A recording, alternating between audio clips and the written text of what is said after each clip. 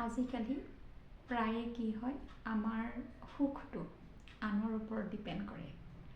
আনে যদি কিবা এটা কথা ক'লে তেন্তে আমি সোনকালে দুখী হৈ যাওঁ, বা আনে যদি কিবা সুখৰ কথা কৈছে তেন্তে আমি বহুত ফূৰ্তি পাওঁ, সুখত থাকোঁ।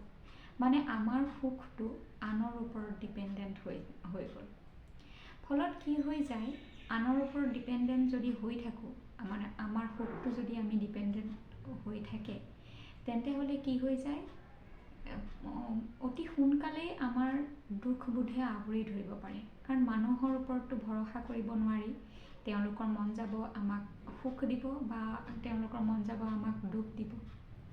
আৰু আমিও কি হৈ থাকোঁ, আমিও তাৰ ওপৰতে নিৰ্ভৰ কৰি সুখী হৈ থাকোঁ বা দুখী হৈ থাকোঁ। নিজেই সুখী হ'বলৈ চেষ্টা কৰক। নিজেই নিজৰ সুখ কেনেকৈ আনিব পাৰি সেইটোৰ ওপৰত ফ'কাছ কৰক। আপুনি কৰি ভাল পোৱা কামবোৰ সদায় কৰি থাকিব। যেনেকৈ ৰন্ধা কাম, বা ছবি আঁকি ভাল পোৱা, বা ক'ৰবালৈ যোৱা, ক'ৰবাত ফুৰিবলৈ যোৱা, বা আনক শিক্ষা দিয়াটো যিকোনো ধৰণৰ হ'ব পাৰে।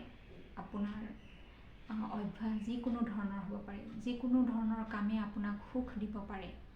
সেই সুখটো আপুনি বিচাৰি উলিয়াওক প্ৰথমতে, আৰু তাৰ পাছত দেখিব লাহে লাহে সেইটোৰ ওপৰত ফ'কাছ কৰোঁতে আপোনাৰ সুখটো আপোনাৰ ওপৰতেই ডিপেণ্ডেণ্ট হ'ব।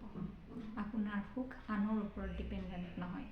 আনে আপোনাক সুখ দিয়ক বা দুখ দিয়ক, আপুনি দেখিব সদায় আপুনি সুখী হৈ আছে, সদায় আপুনি ফূৰ্তিতে আছে। কৰি চাবচোন।